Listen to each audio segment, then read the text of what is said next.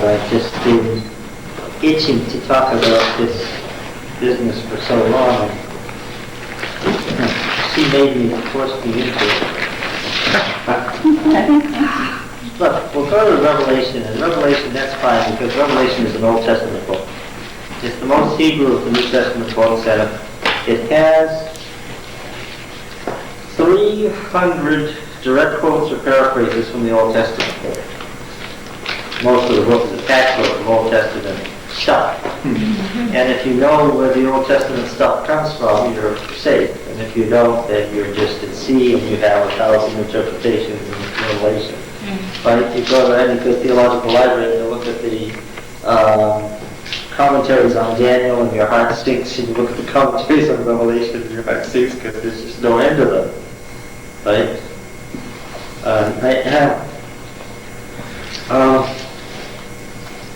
Revelation 11. Revelation 11. Remember there's two witnesses in the city streets of Sodom and Egypt, and the two witnesses are caught up to heaven after much abuse and being killed.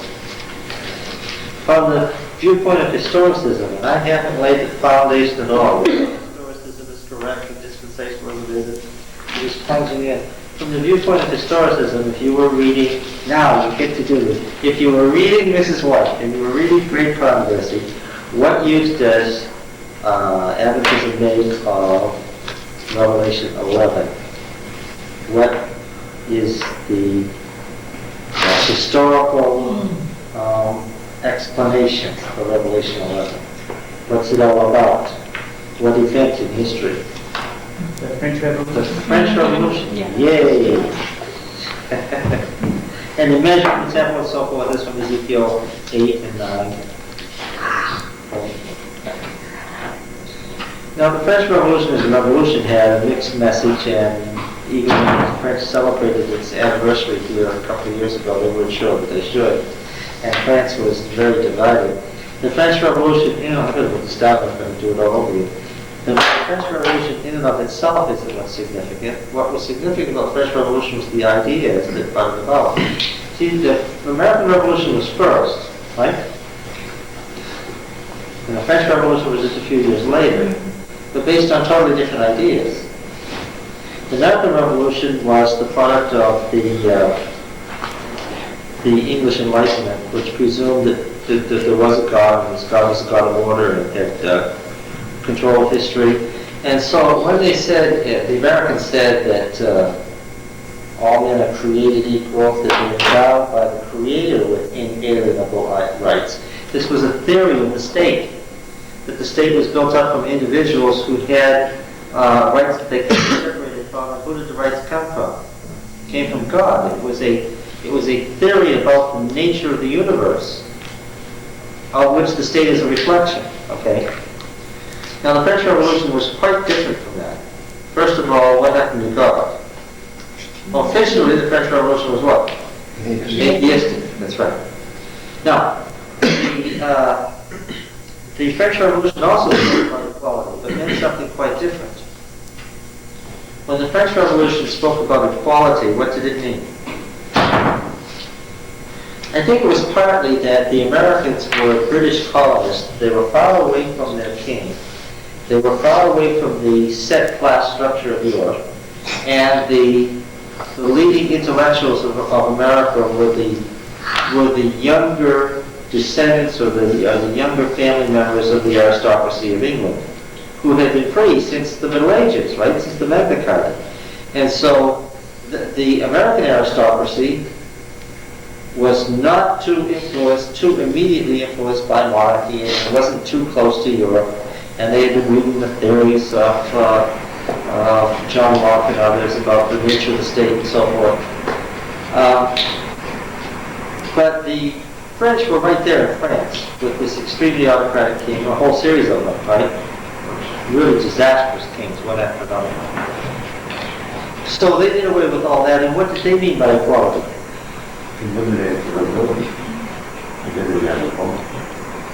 Well, we start with the nobility owned the land.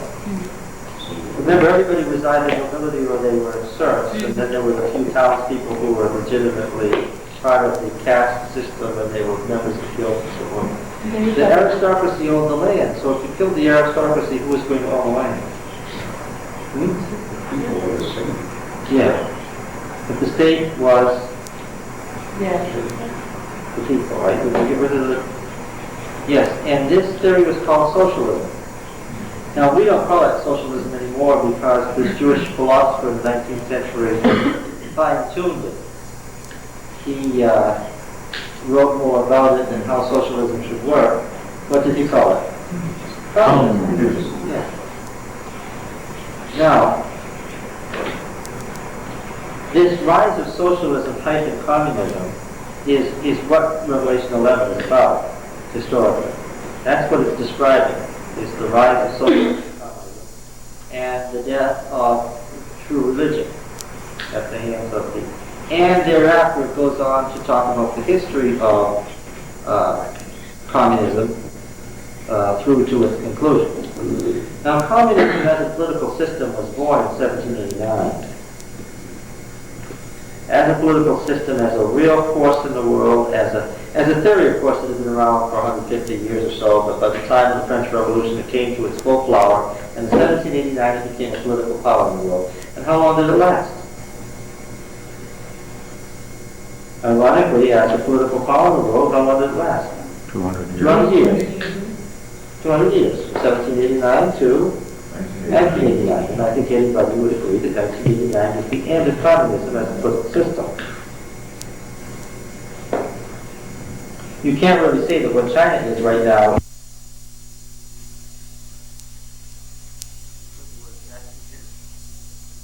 Oh yes, there are 6 or 8 old men who run China who are about 190 years old.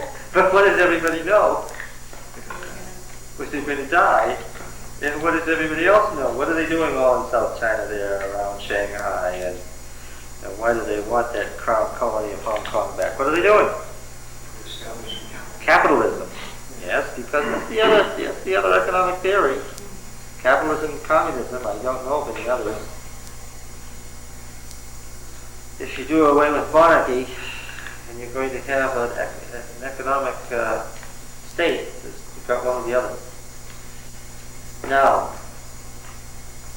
Revelation 11 is about the history of communism from the French Revolution forward to its demise. Okay. And then Revelation 12 comes along, and this is the great controversy vision, right? There's the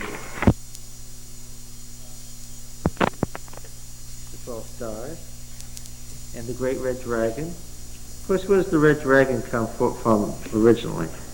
This is just serpent. Where does it come from? Well, it comes from Genesis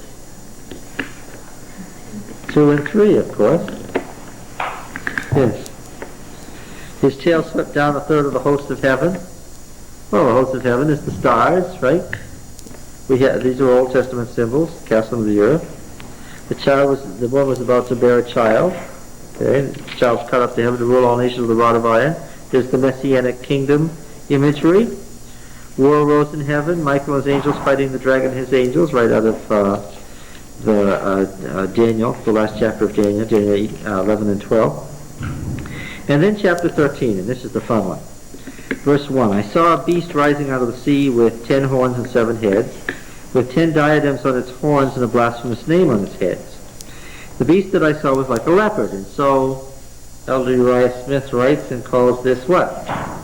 The leopard beast. Well, it ain't a leopard beast. Oh, and if Elder Smith were here, he would agree with me. It's not a leopard beast.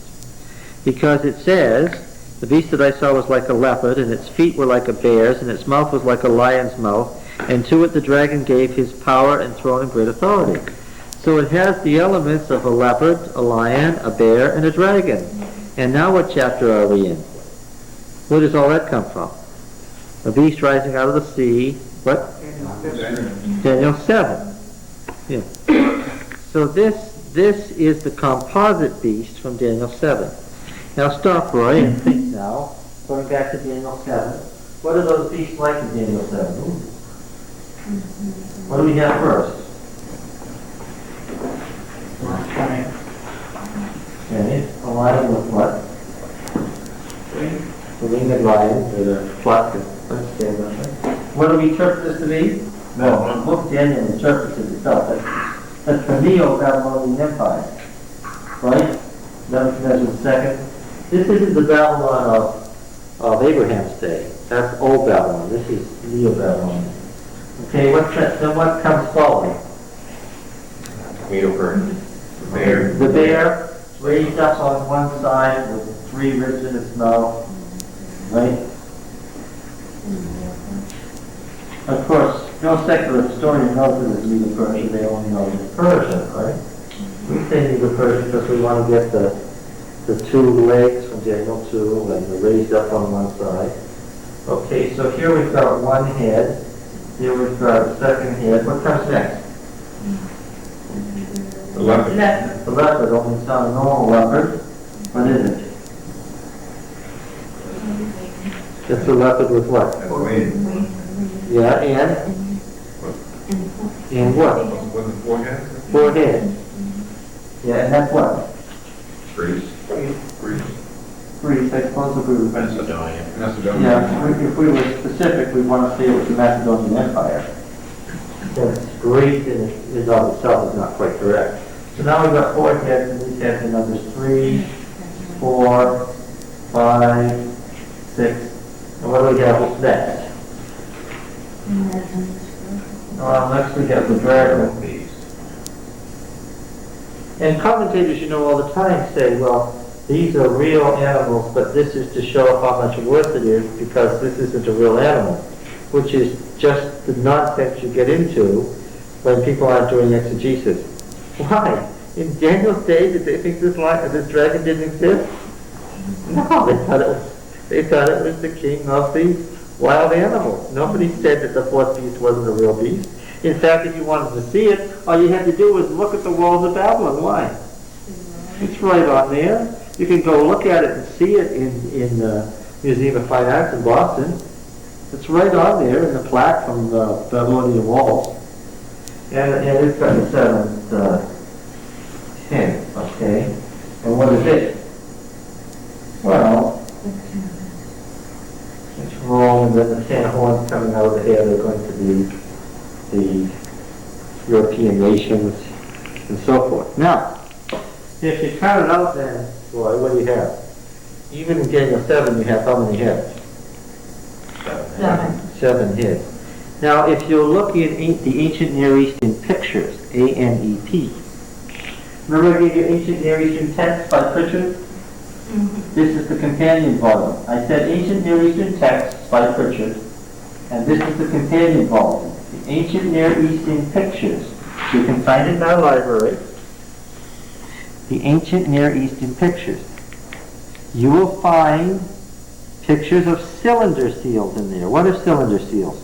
They were seals that were this shape, and they had a hole down the middle so that you had a little runner that went through them. And you took this seal and what did you do? You ran it across the wet mud so that it made a repeating impression that was incised around the outside of this seal. I've got one at home. There are lots of them. You can see several of the seals that picture the dragon with 7 heads. Okay? And one of the pictures you'll see in Ancient Near Eastern Pictures, it's republished in Othmar Keel's Symbolism of the Biblical World. K-E-E-L, Symbolism of the Biblical World. In one of them, you'll see a person stabbing the head. And some of them are drooping because they have already died. Okay? Now you remember I told you that this went all the way back, this symbolism goes all the way back to the Ugaritic texts in the 24th century BC. That's as far back as we can get. I mean, in the 24th century BC the story was already old. It was written down in the 24th century BC in the version that we have, but it was already ancient then. And remember that Baal went to slay the dragon in the underworld, and his weak point was the heel, but the dragon's weak point was its head. And then this comes all the way through Greek mythology into modern Europe, and you have it as St. George and the Dragon. It's the same story. Right? So the dragon with 7 heads, and the head being vulnerable to being killed, is a very, very ancient symbol. All right? Now then, the dragon gave his power and throne and great authority to this composite beast. One of the heads seemed to have a mortal wound, but the mortal wound was healed. Now we don't know which head had the mortal wound, and I don't want to even hazard a guess at this point. All right? All I want to call your attention to is the fact that it mentions the mortal wound, but doesn't say which head. Of course, if you've been sitting in this class long enough, you'll be able to figure out which head. You don't need the further information later. Without reading any further, I can tell you which head, because I know how this symbolism works, and I know numerology. I know which number is the number of death. I know which number is the number of equal and incompleteness. Right? 6 here. All right. Now then, men worshipped the dragon, for he had given his authority to the beast. So they worshipped the dragon through the beast. Right? And they worshipped the beast, saying, "Who is like the beast, and who can fight against it?" And the beast was given a mouth uttering haughty and blasphemous words, and was allowed to exercise authority for 42 months. And this is where Elder Smith says, this is the papacy. Was he right? Yeah, as far as he went, he was right. Half-truth? Half-truth, therefore, every half-truth is a falsehood, yes, because it leads to a misconception. It opened its mouth to utter blasphemies against God, blaspheming his name and his dwelling, that is, those who dwell in heaven. And this is wording that you find from Revelation 11. About the atheism endemic in communism.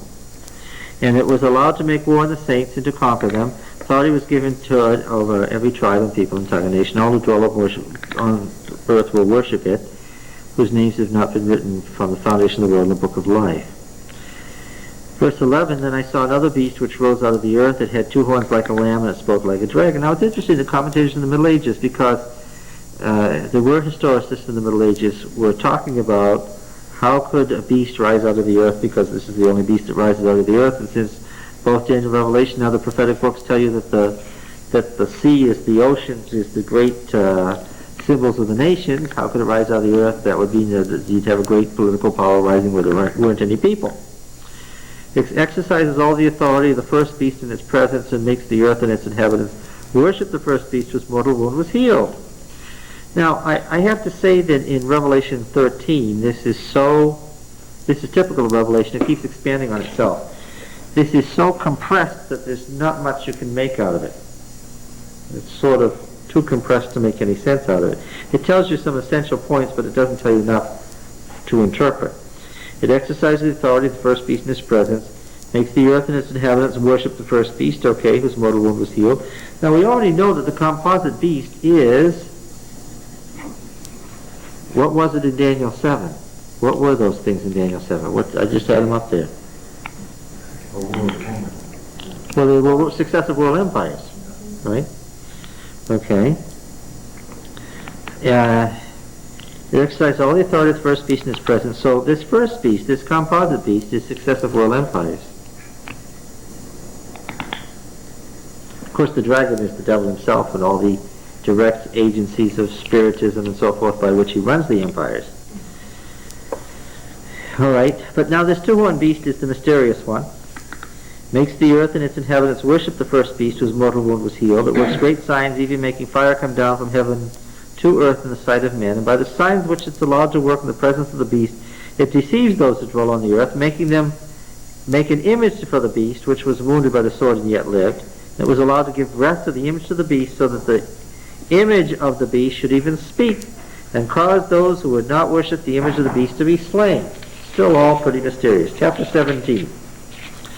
Revelation 17, and this is the explanatory part here. In Revelation 13, you're at the time of Christ. You're in the time of the Roman Empire. How do I know? Because the woman was about to give birth, and then the child was caught up to heaven. Right? So in Revelation 13, you're in the time of the Imperial Roman Empire. But you're not in the time of the Imperial Roman Empire in chapter 17, and that makes all the difference. The woman fled into the wilderness in chapter 12, and the beast was chasing her, and she was going to be nourished there for a time, 2 times, and half a time for 1,260 days. Right? And that's the last John saw of the woman. Now in chapter 17, we get the same actors, but a different period. Then one of the 7 angels who had the 7 bowls came and said to me, "Come, I'll show you the judgment of the great harlot who's seated on the many waters." Now look, Revelation 16 is the 7 last plagues. In chapter 17, one of the angels who has the vials, this is all symbolism of course, but we read it literally, but we know what the symbols mean. One of the angels who has the vials of the plagues that are about to be poured out says to John, "Come, I'll show you the judgment on the great whore." So what period are you in? God's judgment hasn't been poured out, but it's about to be. The beginning of the judgment. So what period are you in?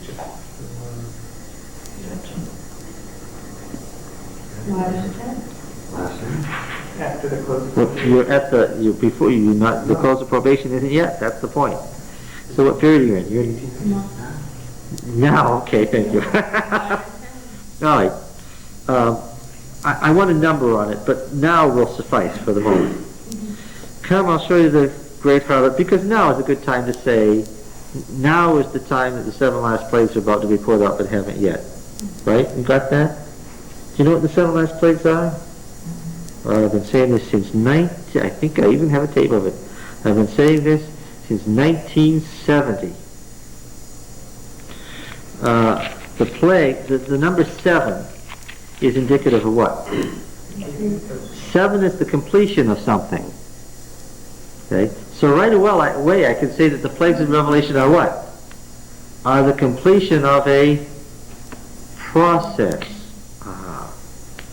See, if you see the 7 last plagues as something that just all of a sudden happened because God makes them happen, then you're waiting for the plagues at some future date. I'm not waiting for the 7 last plagues. I'm waiting for them to get to be 7. And I also know what the term last means, because it emphasizes Revelation 16 that these are the last ones. Did you eat the last of the cookies? What does that tell you? It tells you 2 things. There aren't any more, and what? There were others. Right? Because these are the last ones. If you say these are the last cookies, that means what? There were others. Okay, now, the 7 last plagues. Well, look at, for instance, just reading through them. It's not very mysterious now. So the first angel, 16:2, went and poured his bowl on the earth, and foul and evil sores came on men who bore the mark of the beast and worshipped his image. Now, it helps to know that this is the Greek word for disease. Okay? So what does that say?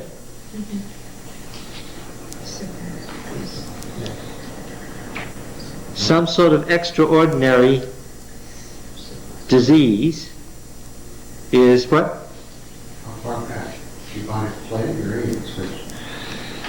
Oh, it's the last. The sequence of plagues, what? These sequence of plagues is from the Old Testament. Goes back to the beginning, where sin is viewed as a disease, right? And it goes through to, it comes to its completion. What's next? The second angel poured his bowl on the sea, and it became like the blood of a dead man. Every living thing died that was in the sea. It doesn't seem very... That's not a tough one for us, is it? What happens to the seawater? You can't support life. What? Well, yeah, you see, these are symbols. A symbol partakes of the reality it symbolizes, but it's not identical with that reality. Did you get that? A symbol partakes of the reality. It's not a good symbol if it's not like the thing it symbolizes, right? But it is not itself the thing it symbolizes. So if you want to say that it becomes so polluted that it can't support life, that would be a proper interpretation of the symbol. Right? Yeah. The third angel poured his bowl on the rivers and fountains of water, and they became blood. Meaning likewise, this is harking back to the previous one, meaning what? That the fresh water too becomes so polluted that it can't support life. Okay. Next, the fourth angel poured his bowl on the sun. It was allowed to scorch men with fire, and were scorched by the fierce heat, and they cursed the name of God who had the power of these plagues and didn't repent or give him glory. The fifth angel poured his bowl on the throne of the beast, and his kingdom was in darkness. You get echoes of Old Testament destructions here, don't you? And although it's not the only one, you think of the Egyptian darkness, right? What caused the Egyptian darkness in 1450 BC anyway? You know that those plagues are a natural sequence. Those plagues are a natural sequence, just like the crossing of the River Jordan is something that has happened repeatedly. Those plagues were a natural sequence because God was trying to emphasize that he was in control of nature. Corruption or something. Yes, the Krakatoa, the explosion in the central Mediterranean and the prevailing winds is down like this, brought it right across Egypt. And when he said it was a darkness so intense that it could be felt, it was. Why? Yes, yes. The darkness of the Egyptian plague was literally the darkness that they felt after St. Helens, when those towns in Oregon couldn't see anything for 3 days, when it was dead black. Why was it so dark? The air was filled. Yeah, you get downwind of a volcano and that's what happens, and that's exactly what happened to Egypt. It's going to happen again, and it's a situation where the air is so polluted by a sequence of events that what?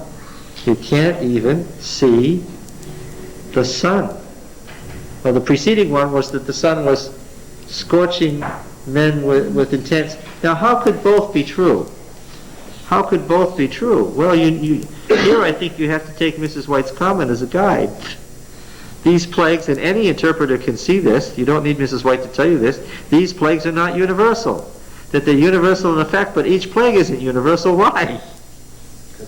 Because if they were universal, you'd only need one plague, not 7. Why? Any one of these made universal would do what? Would kill everybody. That's why it isn't correct to say that they're universal. They are universal in scope and effect, but each plague isn't universal. Okay? So you could get downwind of, say, 600 burning oil wells, and what would happen? You'd be in the Egyptian darkness again. Yeah, and you've seen pictures of it. Yeah. I don't think it's as bad as it's going to get, right? And again, if the symbol is not the reality, Revelation 16 doesn't mention the word ozone. And it doesn't say anything about ozone drying up and don't use spray cans, right? It doesn't say that. But it does say that the sun would scorch men with its fervent heat, okay? And the drying up of the river Euphrates. And the drying up of the river Euphrates was the fall of Babylon, and Babylon in Revelation is the great political system that controls the world. It's the collapse of the political world in one single stroke, and then it's the great earthquake that destroys the cities, and finally we come to the angel interrupts he doesn't want to tell you what happened then. He comes to show the judgment, and then you find out that the next thing that happens after Revelation 16 in the next sentence or the next breath is that Christ comes, which is the conclusion of the 7 last plagues. Why would the coming of Christ be the appropriate conclusion of the 7 last plagues? Well, if you're not ready, right? Could there be a worse curse? This is not good, right? Now, it's in that setting that one of the 7 angels who has the 7 bowls, they haven't been poured out yet. So when he said now, I will take now as the time when this is, okay? When the plagues are here, but what? The plagues are here. They're here, but what? They're not 7 and they're not last. It's those very plagues, but what? I mean by they're not 7, what do I mean? They're not complete, the process isn't complete, and only when it's complete can you say this is the last of it. Right? But if you have in your mind from some evangelist slide these great football-sized hail falling and you say, wait till the 7 last plagues come, how could people, including people who once believed the truth, be surprised by Christ coming if it were like that? Yeah. How could that possibly be? Anybody could say, hey, look, there's the football-sized hail. It's happened. Right? No. It's going on now. You could miss it if you weren't looking. Right? Now, let's get back to this angel with he's still got his vial of wrath. His wrath is still inside his vial. He's going to show John something that had John especially perplexed. With whom the kings of the earth have committed fornication. Now, who's the great harlot? Well, he doesn't know yet. But, of course, this makes you think of Aholah and Aholibah in the Old Testament, Jerusalem and Samaria. Now, the thing that's interesting about the great whores of the Old Testament is that they're God's people.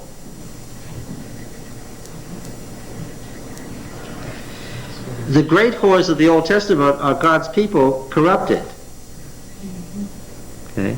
Now, the last time we saw the church, she was fleeing into the wilderness and she was a pure virgin, right? Now, suddenly, 5 chapters later, we've got a great whore who's committed fornication with the kings of the earth. Okay, this is interesting. And the wife of whose fornication that dwells on earth to become drunk. And he carried me away in the spirit into the wilderness. Where did the woman flee in chapter 12? She fled into the wilderness. So he's back in the same wilderness. And do you think he notices it? Well, I think he does because he uses the same term. Does he expect you to notice it? Yes, I think he does.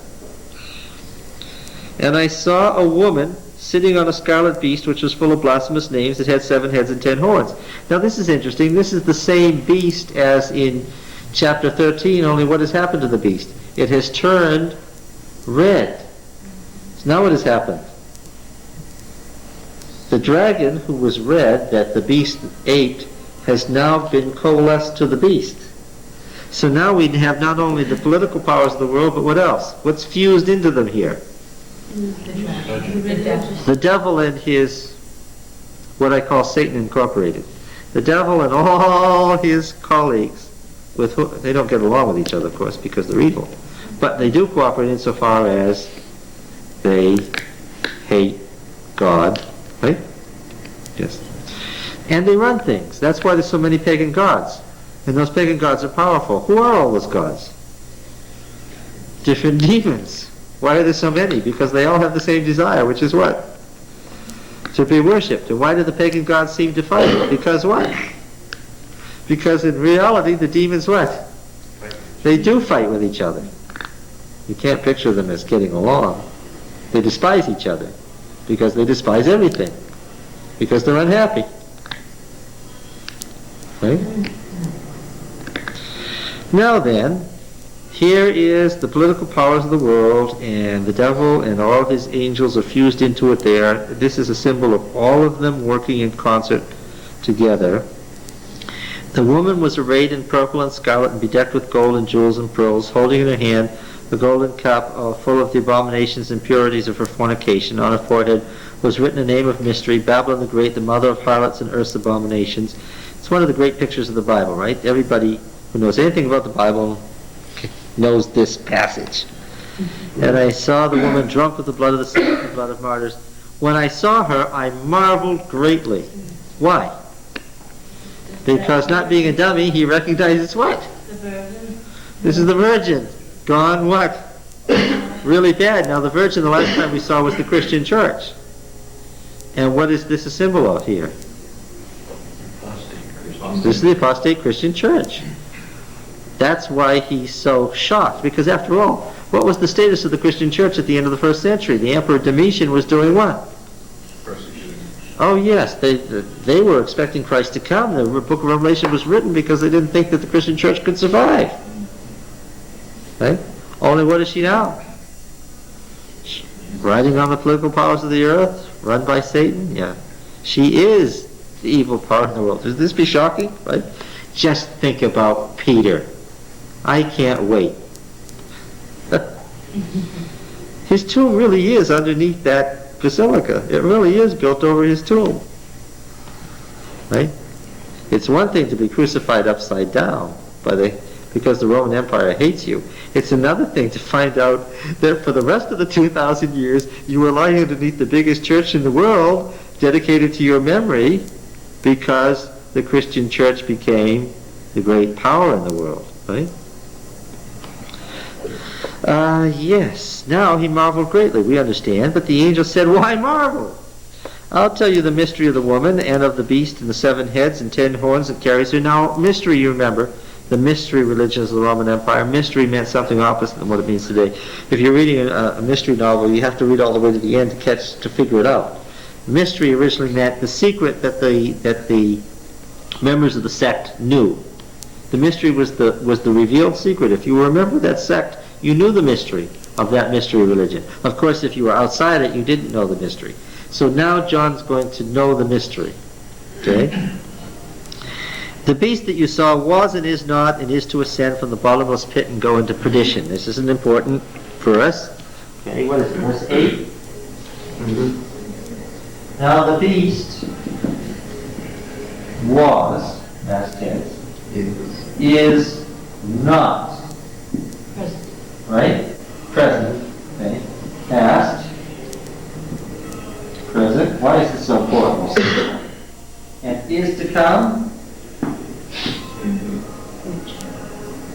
Okay. All right. Yes. Now.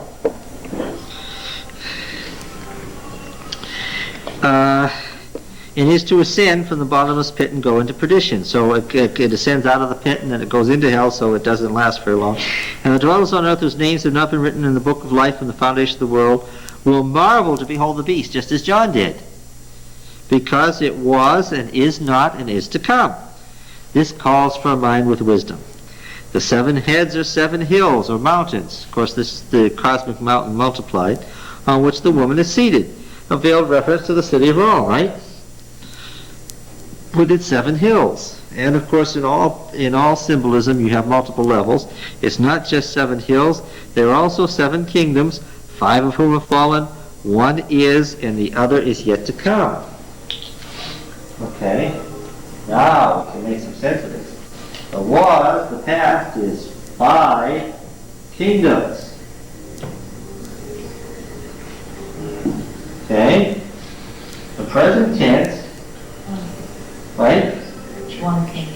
1 is, in the future, 1 is yet to come. Now you said this is now. This is from the perspective of now. Now this is very simple. Let me go back to my 5 heads here. Now I'm going to do all 7. What do I start with? Babylon, yes, because that's where we were, in Daniel 7, that's where it all comes from.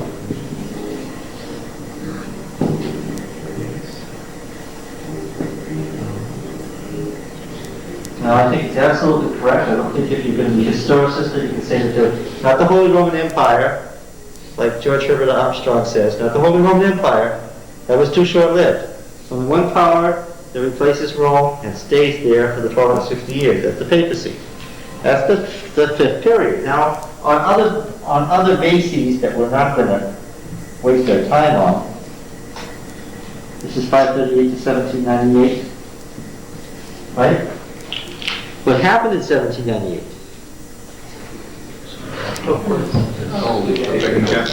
By whom? Sent there by whom? So you can say this is communism is never... By the French Directorate, who said, take the priest of the Roman cult, but let the Roman cult survive as a symbol to the people of the evils of religion.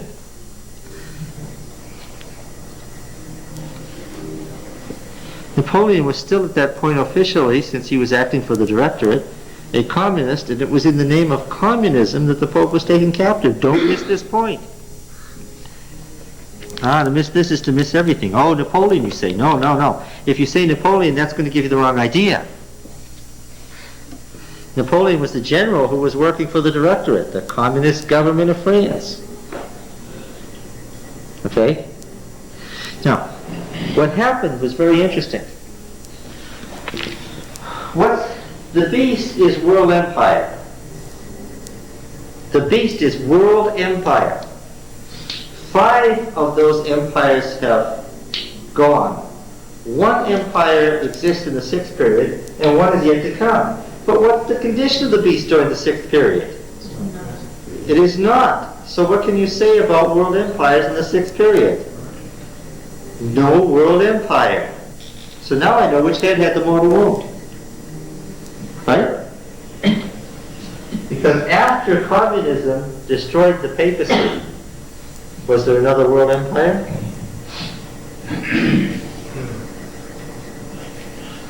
No. Broke up into many kingdoms. Empire. Alright, no world empire. Because the beast, which is world empire, is not. It's the 6th period. 1 head is, but the condition of the beast is that it is not. Right? This has been confusing to a lot of interpreters. How can you say the beast, that the 6th head is, when you said the beast is not? A few verses earlier. Oh, that's what you mean by the symbol. Now then, what power made it impossible for there to be a world empire from that time forward? The United States. No. The United States would have created a world empire long ago. The United States would have created a world empire in 1800. It would have taken right over from in 1814, when that war was over, the United States would have taken over from Britain and formed a world empire. But it couldn't, because it never could get the full support of France, because the French communists were too suspicious of the American system of democracy. Opposed. What? Essentially opposed, in their philosophy. Yes, because they were opposed in their basic philosophy. And that's been the problem ever since.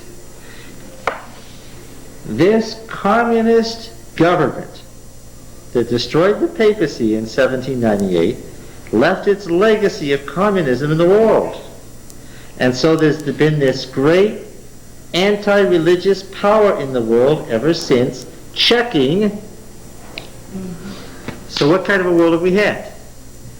We've had a divided world, where now one kingdom and now another has had ascendancy, but what? Nobody has been able to get control of the whole world. I should say nobody was able to get control of the whole world, because I would say that we effectively, in 1989, passed from the 6th to the 7th head. The head isn't, the deadly wound isn't entirely healed, but what? This has nothing to do with the Lateran Treaty of 1929. This has absolutely nothing to do with that evidence interpretation. The deadly wound wasn't healed because Vatican City became an independent state of 108 acres, because it isn't the woman who has a deadly wound. Right? Where did that interpretation come from? It wasn't the woman who had the deadly wound. She's riding on the beast. And by the way, how good a ride is it during the 6th period? She may be spiking her heels in, but what? The beast isn't going anywhere, because what? The beast is dead. But what is going to happen? New world empire. How much of the world included? All the world. Now, what had to get out of the way first? Communism. It had to go. Its 200-year history is what's recorded in Revelation 11, and now it's over. Okay? So communism departs the scene. And when communism goes, and the premier of Russia has to see the Pope before he can see the President of the United States, what do you know? Yeah, if the Chinese delegation has to stop at Rome first, then what? The woman's getting ready to do what? Right on the, no, it's not the woman, the beast is getting ready to heal, and the woman's getting ready to do what? To ride again. Yes. Now, back to Revelation 13, that what was the power that brought all this about and made the image to the beast? This two-horned beast that rose out of the earth. Right? Okay, so here's the political power that rises out of the earth. Okay, this can only be the United States, because in Revelation 13 you're in what period? Yeah, at the end of the Middle Ages, because the mortal wound is where? At the end of the 5th period. Revelation 13 is where you pass from the 5th to the 6th. But Revelation 13 says this two-horned beast will arise during this time and do what? Give life to an image, so that it will create the 7th period. Yes, so when the United States rises at the beginning of the 6th period, the United States rises, what do you know that it will do? It will have ascendancy during the 6th period, and it will use its influence to do what? To make a new world order. Okay? So, no world empire, but there is the two-horned beast. And it will have ascendancy. Not world empire, because communism is in its way, but eventually, what is it destined to do? It's destined to overcome that opposition and be able to influence how many nations? Yeah, it exercised all the authority of the first beast. So it comes to the point where it's virtually in control of the world and causes the people in the world to form an image to the beast. Now this is interesting. One nation gets power not so much by war, but by influence, it says here. And it uses all of that influence to make a new world empire. Okay? Now stop and think about what just happened. Now Uncle Sadam was, we recognize, exceedingly dumb. He didn't intend to have a war. He thought that he was going to outfox poor Uncle George and make Uncle George look like a fool and unite the Arabs against him. And he thought that he would outfox the Americans and have us on the run everywhere in the world. He thought the Americans were so Vietnamized that they would be scared to use any power and so forth. The tenor of world history was against him, right? He thought he would negotiate his way into control of the world's oil.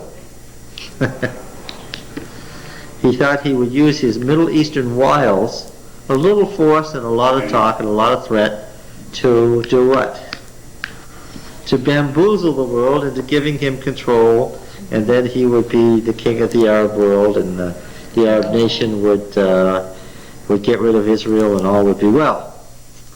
Well, no, that wasn't it at all. Unfortunately, the year before he made his big move to do this, what had happened?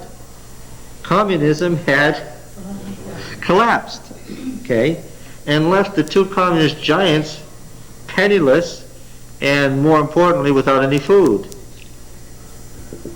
The Russians are being very cooperative. Why? Yes. I don't know what their true motivation or intention might be, but when you don't have any food and no money to buy any food, then what? They didn't relinquish that empire because they wanted to.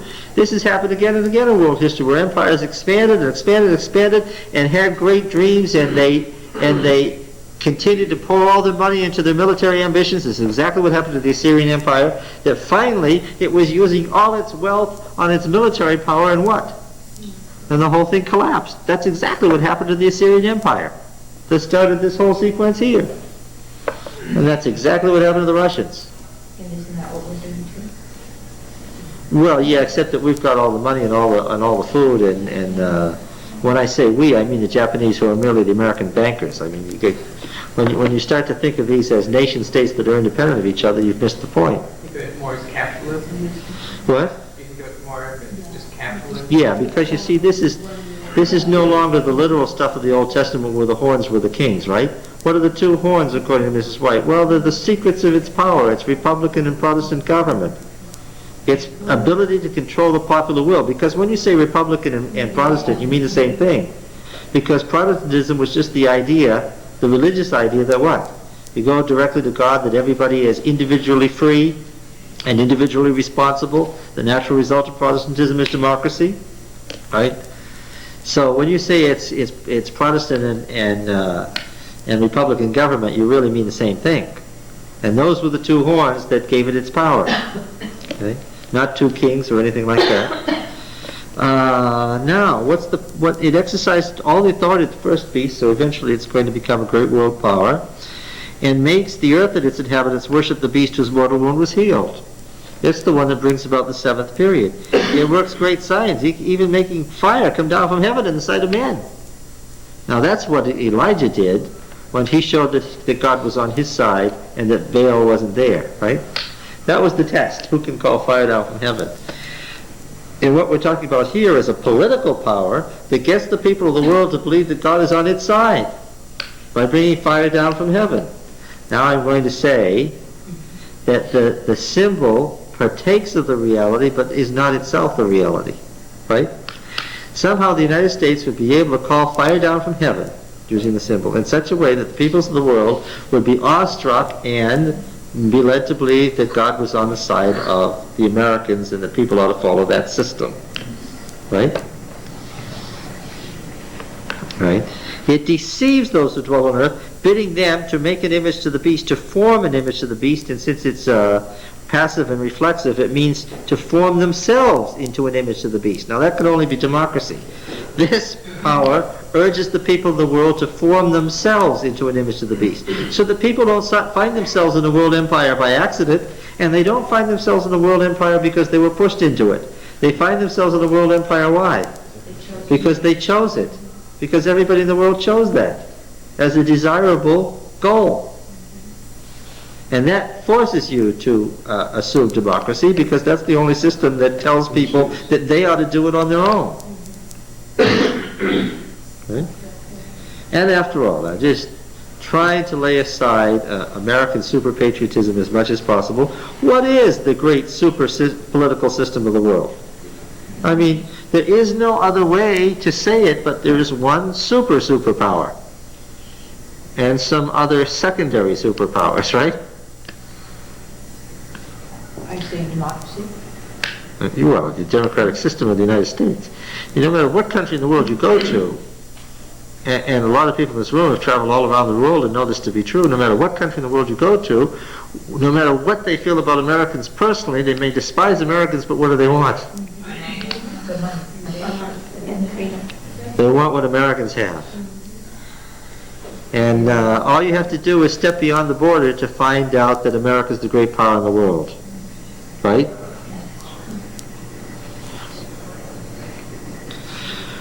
All right. It was allowed to give breath to the image of the beast so that the image of the beast should even speak. Now that's from Daniel 3. That's because we misinterpret that image in Daniel 3, but that was an image to the beast. But I was just reading the last paragraph of Revelation 13, verse 15. Now going back over here to chapter 17.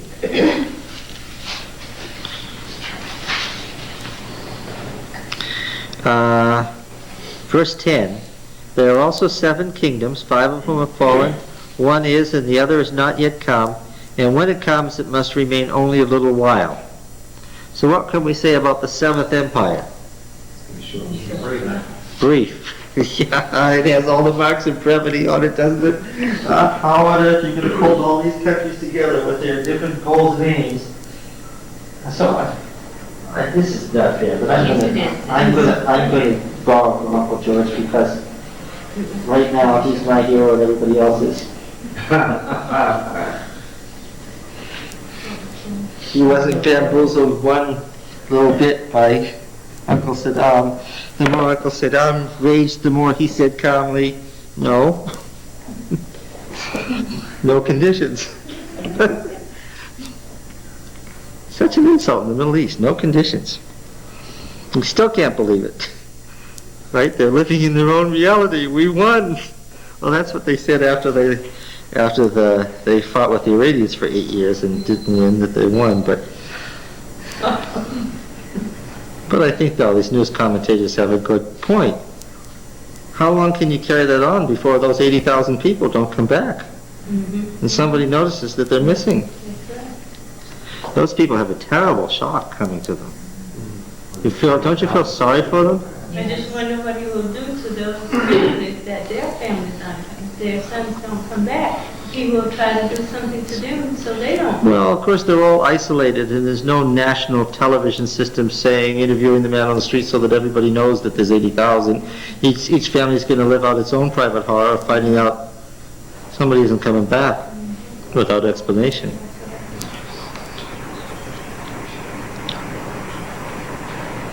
You did have to love General Schwarzkopf's briefing, didn't you? I mean, there was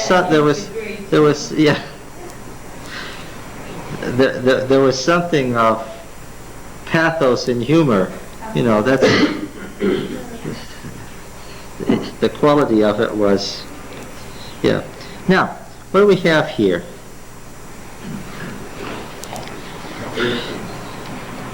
As for the beast that was and is not, it's an eighth, but it belongs to the seven. Oh, I think I know what that means. The seven things are seven world empires. And yet this one's going to be somewhat different. It's an eighth thing. It came out of the seven, but it's an eighth thing. What is this going to be?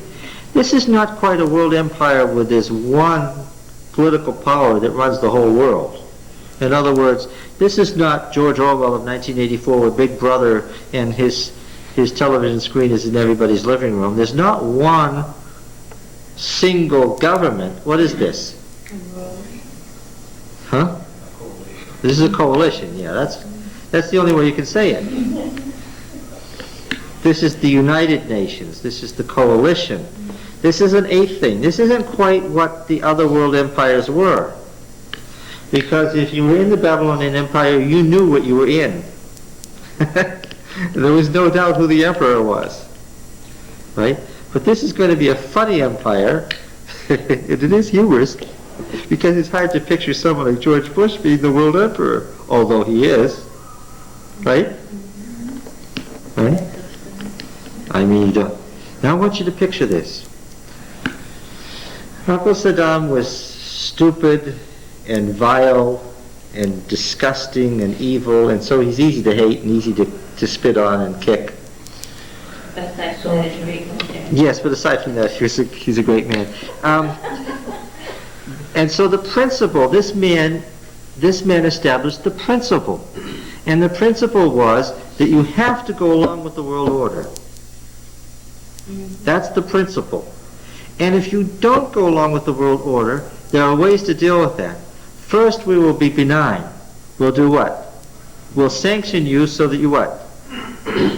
So that you can't buy or sell. That's the first step. That will be where we'll start. And we'll set a day on which we'll impose the sanctions, and then we'll wait. Now, the thing that had to scare you about this is that all in good humor and with the best of intentions, the President of the United States got all the people of the world to do what? To cut off a country and do what? Men, women, and children, and do what? And starve them to death. In the hopes of what? Getting them to cooperate. When you knew that it was not going to be the dictator who was going to suffer, but what? The people. Oh, those soldiers. 80,000 dead, living there at the point of a gun with a cup of water and a piece of bread a day. Those poor people. Don't you just bleed for them? And of course, they were in a hopeless situation. They couldn't go forward, they couldn't go backwards. Oh, that's the most, they were in the most miserable situation, I think. At least the Germans who marched for Hitler, what? They believed it, right? These people wanted to be home. That one commentator said, one of the prisoners said to him, where have you folks been? Oh, well, He was from that particular man was Colorado. he was from Chicago. His mistake, he went to visit his grandmother. He's an American citizen from Chicago who went to visit his grandmother and got drafted into the army. What could he do? He would have been killed. But he was a smart man. He knew that the Americans might come and mow down every Iraqi soldier they saw, so he hid his tank top and his Bermuda shorts underneath his uniform. And as soon as he heard that the Americans were coming, he threw off the uniform so he wouldn't get shot. I thought that was pretty good thinking, given the circumstances he was in. Yes. Yeah, now look, then that didn't work. The sanctions didn't work. And what struck me was, all mild and pleasant as he is, because the president, I do believe, is a very pleasant man, with the best of intentions, decided very quickly that this business of holding the world order together with sanctions wasn't going anywhere. It wasn't going anywhere fast. It didn't take him very long, only 5 months, before he did something. He said, all right, on a particular day and hour. And he said a day and an hour. And that day and hour was acceded to by the whole world, because they went back to the United Nations and they asked every country in the world to accede to this demand, that on a certain day and hour, at a certain noon, 12 noon, a certain day, if you haven't cooperated by then, what will we do? And there's never been a war like this in history, has there? How they achieved the element of surprise after announcing for 5 months what day they were going to conduct this surprise was quite interesting. But the principle was that if you don't cooperate on a certain day and hour, we will come to kill you. Okay, so the day and hour came, and again, all very mild, and without a great deal of discussion.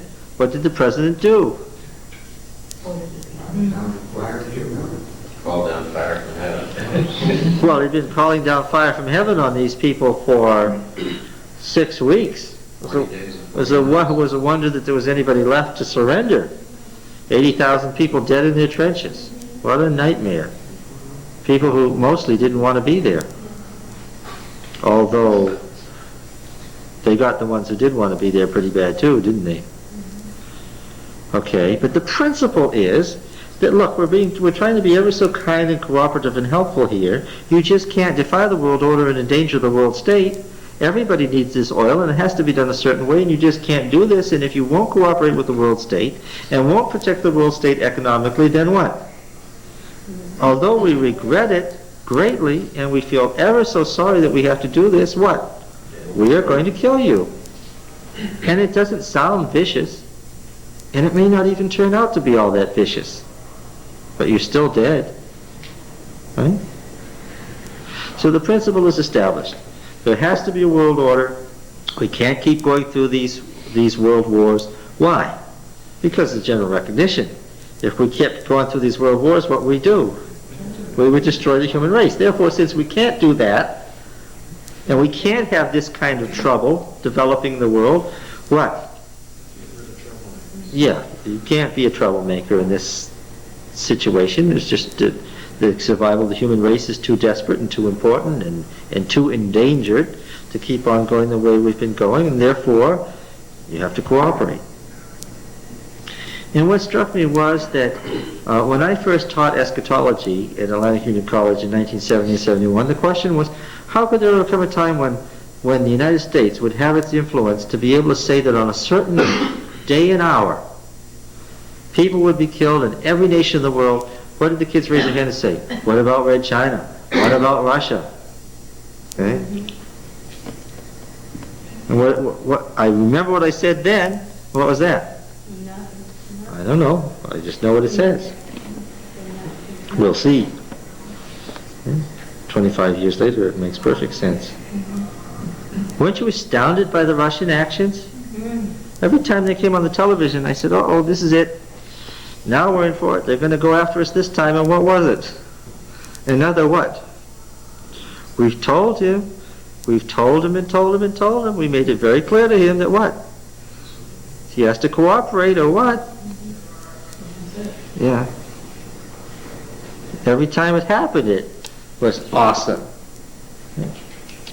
And there were the Chinese. They wanted in the worst way to say something, but what? They're desperate for our money. They've got too many mouths to feed, they don't have enough industry, and they don't have enough farmland, and what?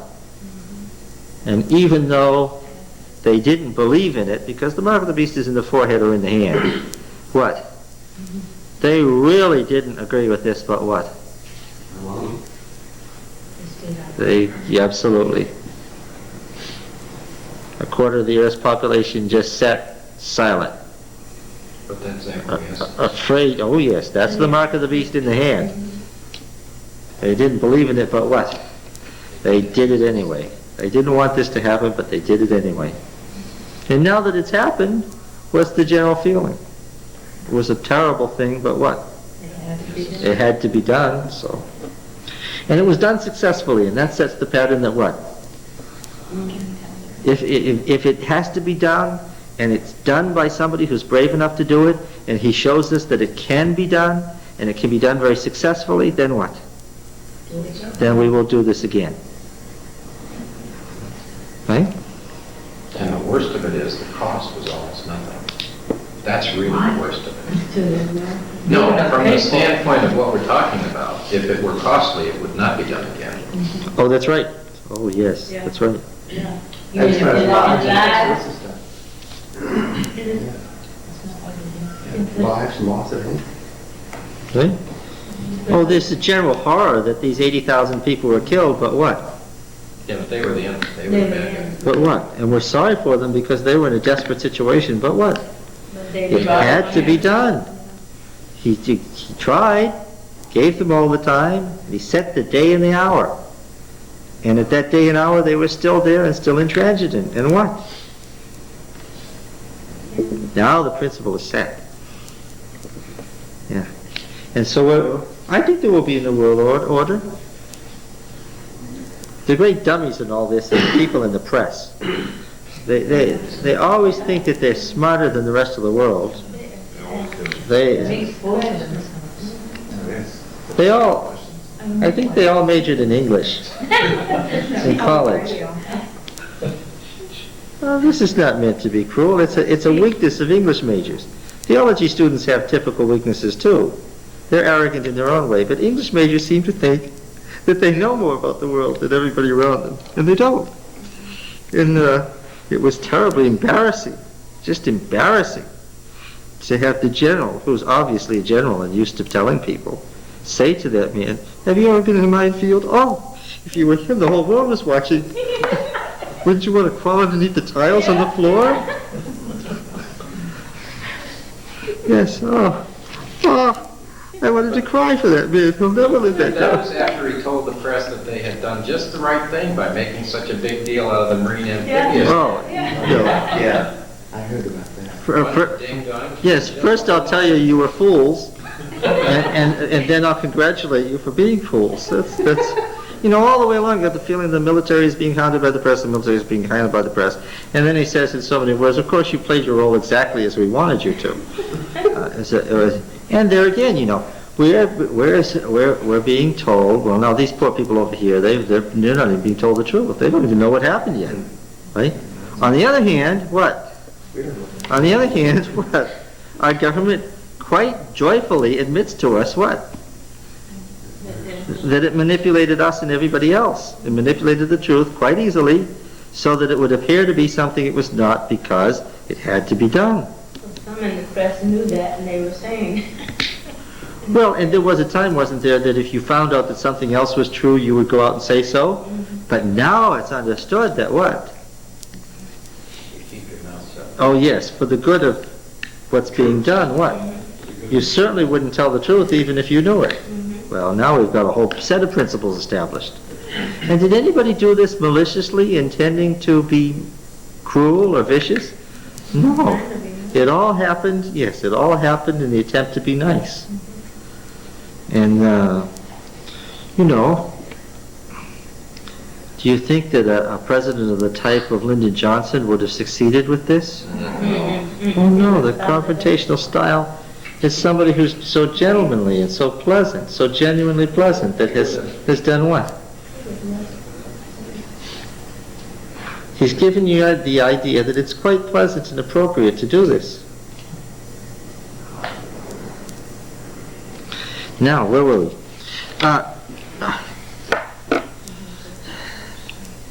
When, in 1989, the New World Empire period largely was over because communism collapsed after 200 years, it collapsed in a particular place in the world. Oh, it's waning in Russia, and it's waning in China. The Communist Party is as good as, you know, I don't care what they think. Is the Communist Party in control of China or going to control it in the future? Oh no. Why do you think this same pleasant president ignored it when the current Chinese government squished its students, rolled its tanks over its students? Oh, everybody criticized him for not doing anything. Well, he said there's nothing we can do. And what else was he saying in between the lines? Besides which, we don't need to do anything. Why? Very economic influence. Yeah. And that's what he said. He said we must continue to maintain our economic contacts. Now, unless you remember the press, you can figure that out. That's not that subtle.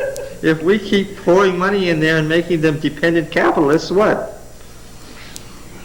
Then we don't need to worry about them squishing their students with tanks. Why? Give them a little time and what?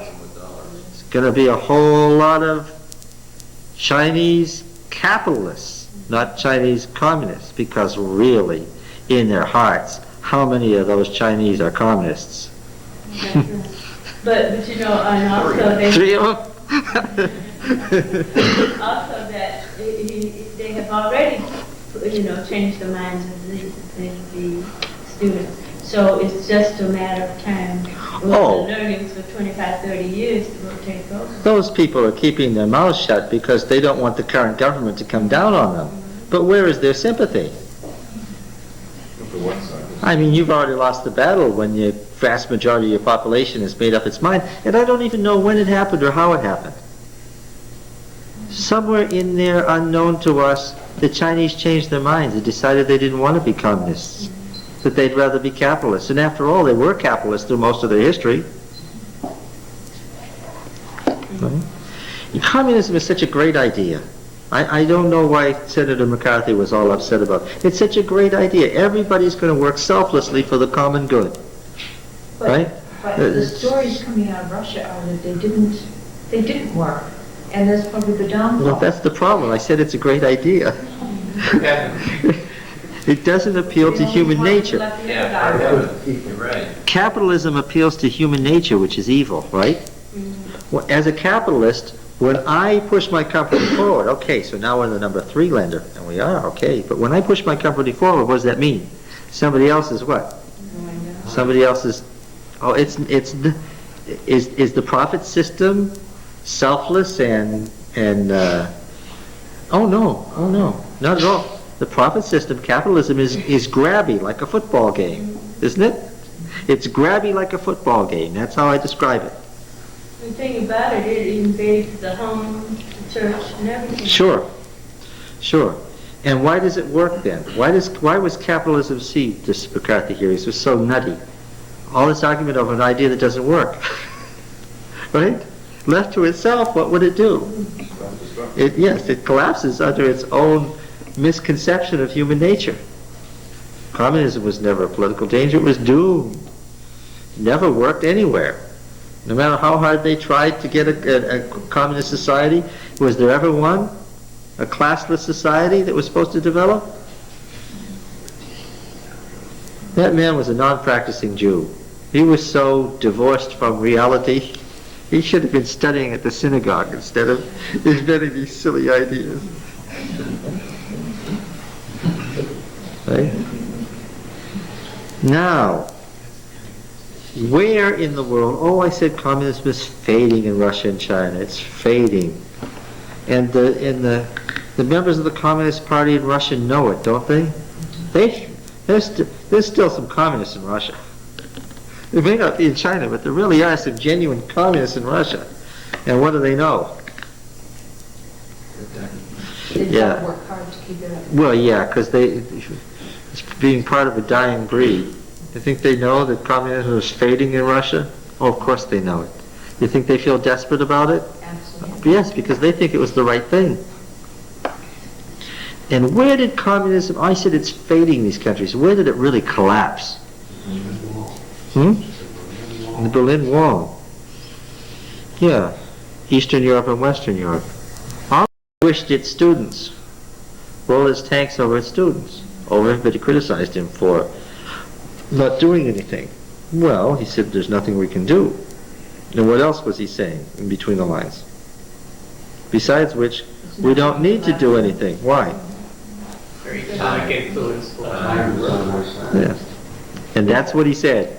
He said we must continue to maintain our economic contacts. Now, unless you're a member of the press, you can figure that out. That's not that subtle. If we keep pouring money in there and making them dependent capitalists, what? Then we don't need to worry about them squishing their students with tanks. Why? Give them a little time and what? It's going to be a whole lot of Chinese capitalists, not Chinese communists, because really, in their hearts, how many of those Chinese are communists? That's right. But you know, and also they... 3 of them? Also that they have already, changed the minds of the students. So it's just a matter of time. Oh. The learnings for 25, 30 years will take over. Those people are keeping their mouths shut because they don't want the current government to come down on them. But where is their sympathy?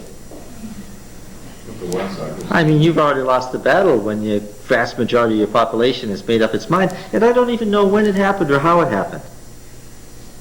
Somewhere in there, unknown to us, the Chinese changed their minds and decided they didn't want to be communists, that they'd rather be capitalists. And after all, they were capitalists through most of their history. Right? Communism is such a great idea. I don't know why Senator McCarthy was all upset about it. It's such a great idea. Everybody's going to work selflessly for the common good. Right? But the stories coming out of Russia are that they didn't work. And that's probably the downfall. Well, that's the problem. I said it's a great idea. It doesn't appeal to human nature. You're right. Capitalism appeals to human nature, which is evil, right? Well, as a capitalist, when I push my company forward, okay, so now we're the number 3 lender, and we are, okay, but when I push my company forward, what does that mean? Somebody else is what? Somebody else is, is the profit system selfless and oh no, not at all. The profit system, capitalism, is grabby like a football game, isn't it? It's grabby like a football game. That's how I describe it. The thing about it, it invades the home, the church, and everything. Sure. And why does it work then? Why was capitalism, see, this McCarthy hearings was so nutty? All this argument over an idea that doesn't work. Right? Left to itself, what would it do? It collapses under its own misconception of human nature. Communism was never a political danger. It was doomed. Never worked anywhere. No matter how hard they tried to get a communist society, was there ever one? A classless society that was supposed to develop? That man was a non-practicing Jew. He was so divorced from reality. He should have been studying at the synagogue instead of inventing these silly ideas. Right? Now, where in the world? Oh, I said communism is fading in Russia and China. It's fading. And the members of the Communist Party in Russia know it, don't they? There's still some communists in Russia. It may not be in China, but there really are some genuine communists in Russia. And what do they know? They've got to work hard to keep keep it up. Well, yeah, because it's being part of a dying breed. You think they know that communism is fading in Russia? Oh, of course they know it. You think they feel desperate about it? Absolutely. Yes, because they think it was the right thing. And where did communism, I said it's fading these countries, where did it really collapse? In the Berlin Wall. Yeah, Eastern Europe and Western Europe. All of a sudden, it was certainly a surprise to the Romanian dictator, who was to be shot on Christmas Day. What bad news. Communism isn't in. And I'm a communist dictator. Wouldn't this be... Now look, it collapsed in Europe. And what appeared was Catholic Europe. Old Catholic Europe, which had disappeared at the end of the fifth period, when the papacy wasn't a religion but a political power, right? The papacy today is a political power, sure, but it's really a religion, right? But remember, there was a time when it wasn't so much a religion as a political power. Oh, you read some of those stories. These people really, really were something, weren't they? The Pope who exhumed the body of his predecessor and had it tried and convicted and killed and thrown in the Tiber. Some funny things happened in Rome. What disappeared in the sixth period was the 10 horns. Catholic Europe. That's what disappeared. The Christian Democrats. Who are the Christian Democrats? What does that mean? The Christian Democrats who run Germany, the Christian Democrats who run Spain. Well, yeah, that's the Catholic Church. So when you say that the centrists, the Christian Democrats in all these countries run the country, what do you mean?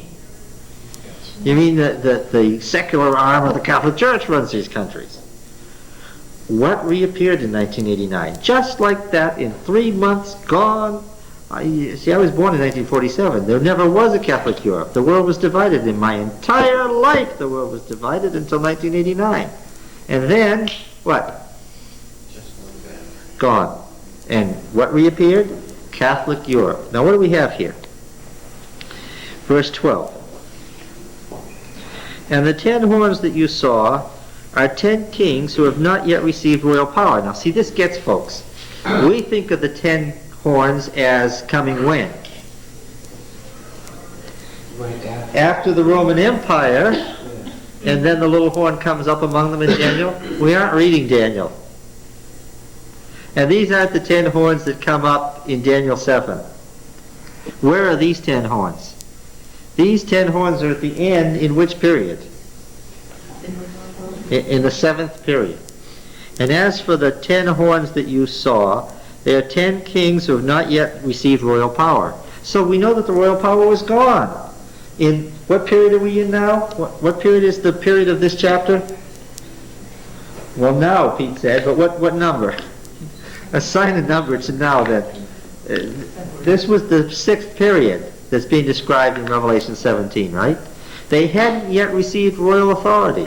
They weren't independent. Now what's slated to happen in 1992? What's supposed to happen? Europe unite. Not even Margaret Thatcher could stop this. Now talk about a trend in history. There's a trend in history. And by the way, let's give Maggie her due. Uncle George was dithering about what to do about Saddam Hussein there in Aspen because he doesn't ski. He was only there to see Maggie. And he was dithering, and so she took him inside and they talked for 4 hours, and when he came out, what did he say? Enough is enough. They're with us. We're going to Saudi Arabia, right? She bent his ear till it was sore, because you remember Maggie's opinion about how to deal with these problems had already been illustrated in these little islands half a world away. What did she do? We can't have the Argentine doing this, she said, as she sent her army off to destroy those generals who've been in control of their country for the last 20 years. Yes, so she gave him the benefit of her experience that the best way to deal with this is very strongly. So let's not let's not take away her due. She was a big part of this. Now then, she didn't want this United States of Europe at all. She certainly didn't want Britain in it, but what? That was her undoing. Because what? It wasn't the poll tax. They wanted it, yes. You almost feel like sending her an amended copy of Revelation 17. She could have gone for another 20 years if she had just sided with that, if there were 20 years to go. Now, what's going to happen? They're going to become not a single state, not in the United States of Europe where it's one federal government. No, they've already said they don't want that. What do they want? They want an economic union. That's right. The 10 member states want an economic union. And when is that economic union going to happen? In 1992. Okay, so we're almost there. Now it says here, in the 6th period, that these 10 kings have not yet received royal power. But what could we say about this now? Now, what could we say? They have some power. Well, you see, it's very well to say that the Ostrogoths are East Germany, but what does that mean if the East Germans are really ruled by the Russians? But what happened? And what happened to their status? Were they under the control of some other empire? In 1989, what happened? That empire withdrew, and what? And suddenly you had 10 independent states who had royal authority again, and the crowns were back on the horns, and this was all discussed in great detail in the Review and Herald because all the evidence saw it as a fulfillment of prophecy. I'm being facetious now. What was striking to me was what?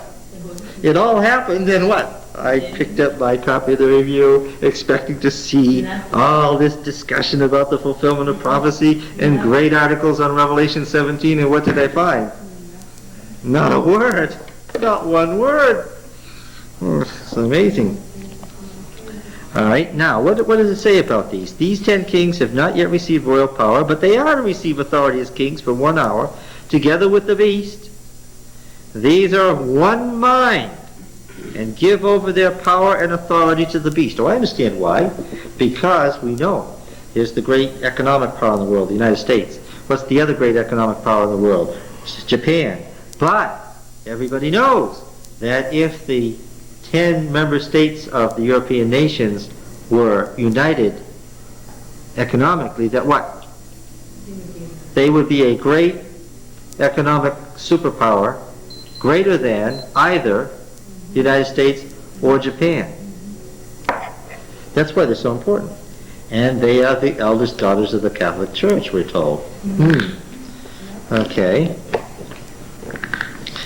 To receive authority as kings for 1 hour together with the beast. These are of one mind, and give over their power and authority to the beast. Oh, I knew the Chancellor of Germany would never disagree with the President of the United States in this matter.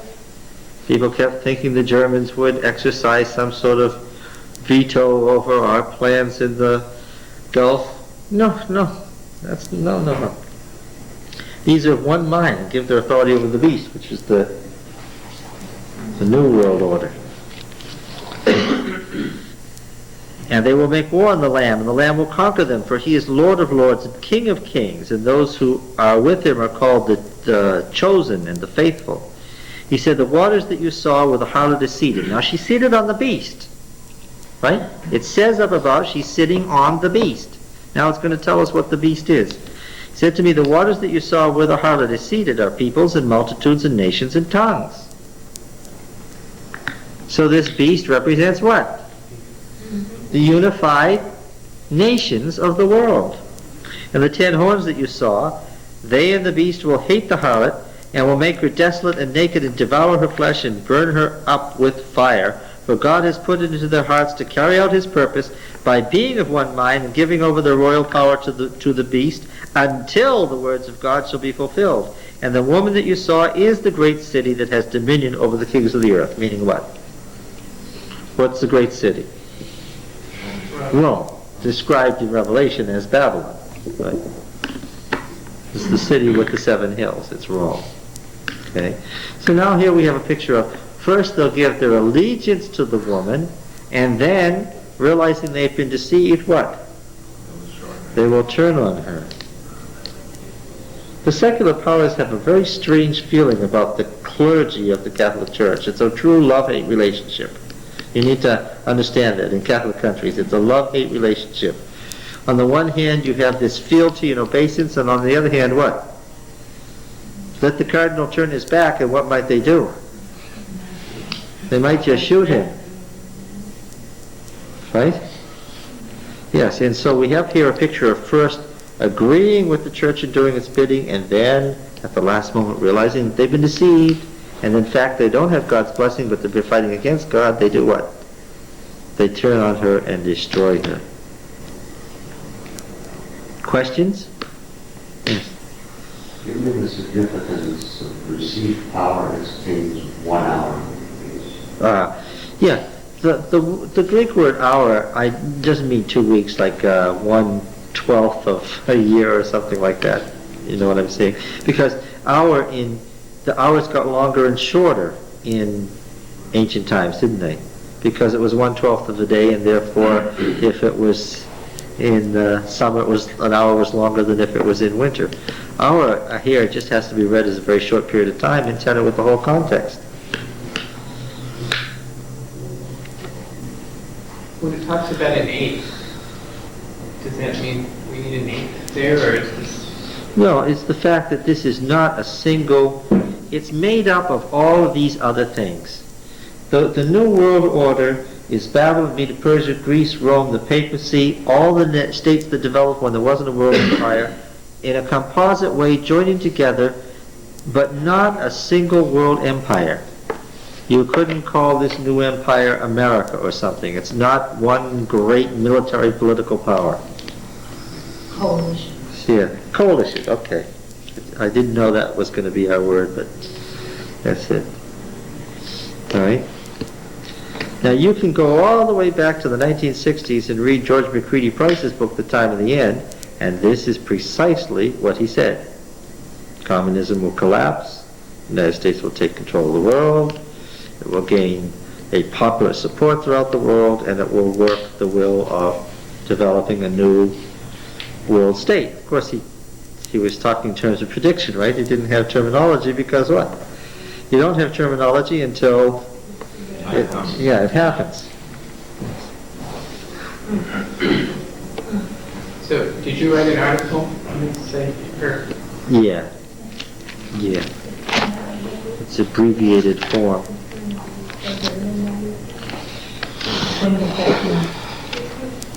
The problem as I see it is that there is right here, right now. There isn't discussion in Adventist churches about world events that is very enlightened or enlightening. It's like the basic principles were forgotten somewhere. I hope Adventists around the world are busily discussing this, but I suspect not. Well, what does all this have to do with Armageddon, though, John? I mean, Yes, let's get into that, John. Okay, yes. The word Gomorrah, as in Sodom and Gomorrah, is an ayin. This is a letter. This is a Hebrew letter, an ayin. Now, how is it usually pronounced? It's a glottal stop. It's one of the few. Do you want to go? It's one of the few places in English where we have a glottal stop. You notice how the back of the goes up and it stops the. Okay, that's what that was. Ayin. It's almost a G, but it's not a G. G. It's not that. It's and it's almost a G. And in some languages, like the Ugaritic, it comes out much harder as a G. In some, in fact, Jews in Kuwait pronounce this as a G. Jews in Kuwait. Now, it's a specialized group.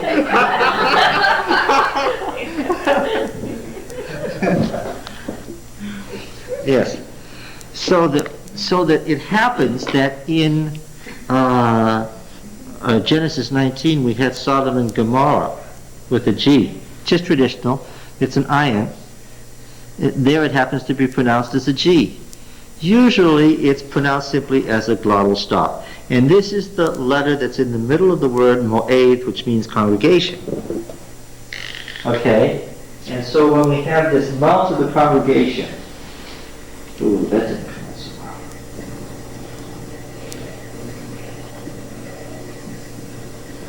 well. Mo'ed. Oh, sometimes with a fuller thing they'll put an O in there. Mo'ed. The mount of the congregation. On the mountain of the Lord. The mount of the congregation is it's where the temple is. The mount of the congregation, that's where the temple is. Har Mo'ed. And in Aramaic, the N is added on. So let's go back to our cosmic mountain. Some Old Testament symbol.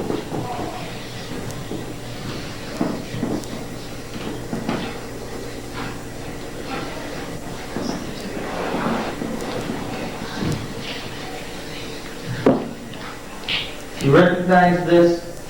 Oh, I don't think you do by now. What is it? It's the cosmic mountain. What's at the top of the cosmic mountain? Heavenly court. The heavenly court, yes. Congregate as a congregation. And this is the Har Mo'ed. This is the mouth of the congregation. I just have the worst luck tonight.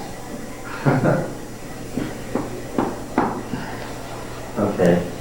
And that is the phrase on which the word Armageddon is developed in Revelation. Now, if you've been following along here steadily, you know that the mount of the congregation is where? Is it in the heavens or is it on earth? Well, I could also say correctly neither. Why? Because when I say here or there, I'm reasoning from a Western Greek conception. In the Old Testament, when the nations gather together against God, where do they gather to? Not to the city of Megiddo. Where do the nations gather to in Zechariah and Zephaniah? And let me think of some others. Amos, Jeremiah, Ezekiel, Daniel 11 and 12, Isaiah. Where do the evil nations come and congregate against God's people in the Old Testament? What place? Jerusalem. Why? Because what is there? Which means what is there? Which means who is there? Okay, yes. It's an attack on God. Remember that time is cyclic. How did it all begin?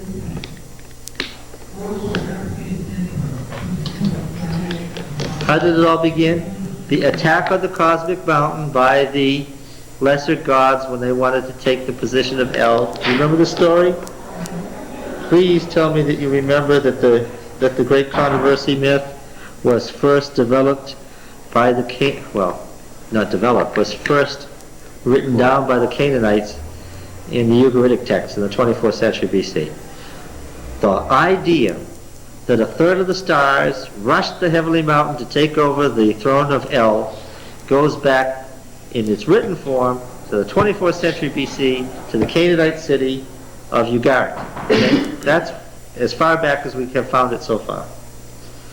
500 years before Abraham. Now, in the Old Testament where time is cyclic, this happened once before and what? Will happen again. Well, you know, that's what the Bible does. There was a war on God's throne before, and when you come to Revelation, what? There's a war on God's throne again. Because the Bible is based on a cyclic concept. It's not Western. It's not linear at all. It begins with the creation and ends with the creation. Now,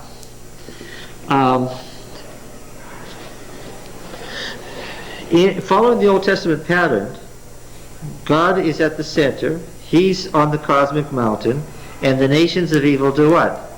They swarm inward, and what does He do? He destroys them. That's the battle at the mount of the congregation, which is to say what? The battle of Armageddon. Now,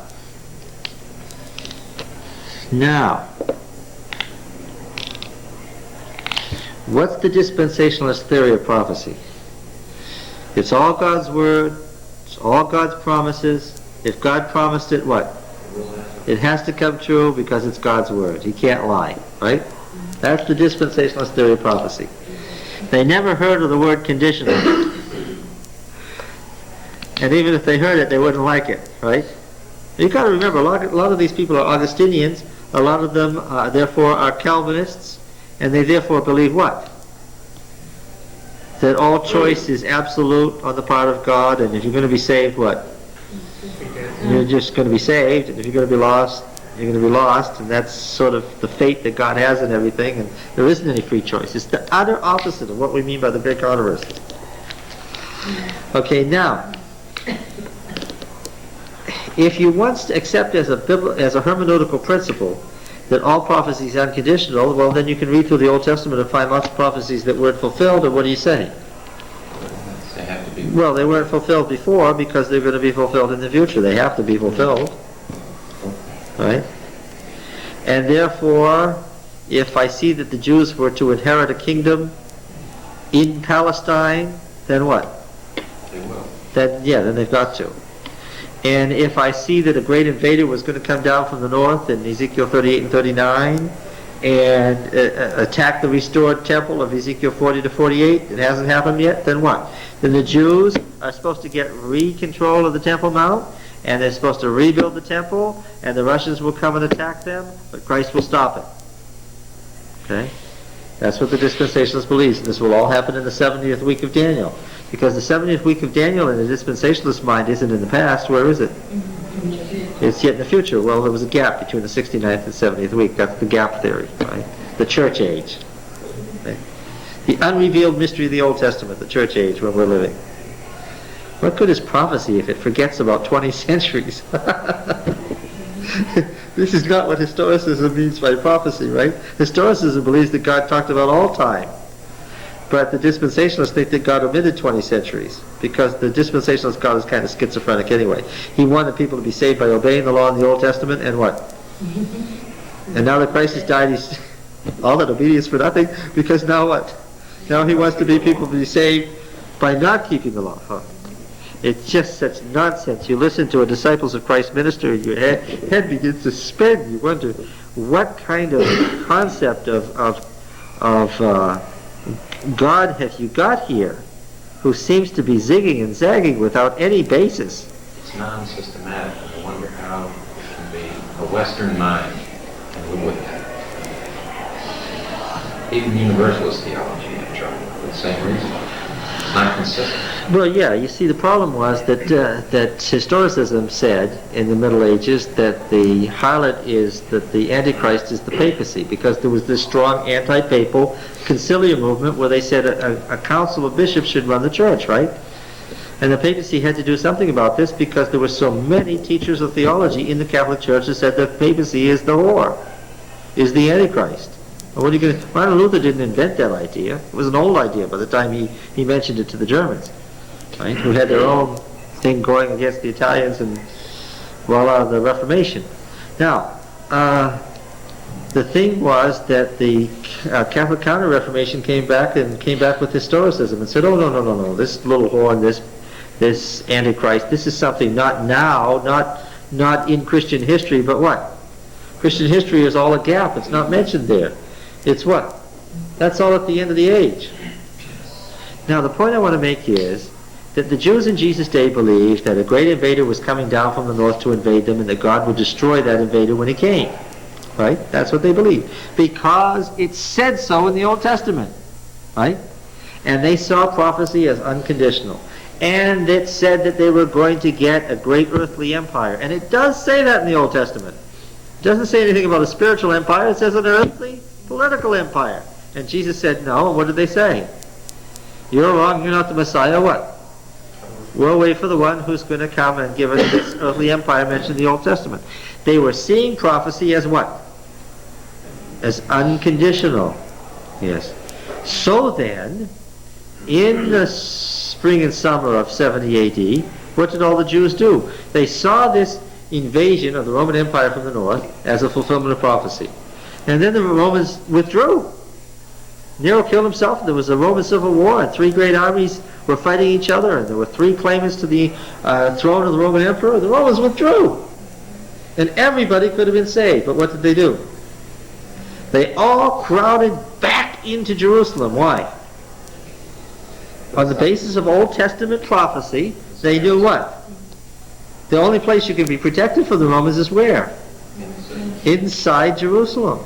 So they all crowded into Jerusalem because they saw prophecy as unconditional. Right? Yeah. And then what happened? The conditions not having been met, and Jesus made this a symbol of the end of the world, where people were misled and that's what happened. The Romans came back and everything worked out just as their false prophetic theory told them. They had it all worked out the wrong way. And their false prophecy was fulfilled, except that what? Except that they were killed. Between 600,000 and 800,000 people were killed in 1 week, which makes the Iraqi war look like small potatoes. In 1 week.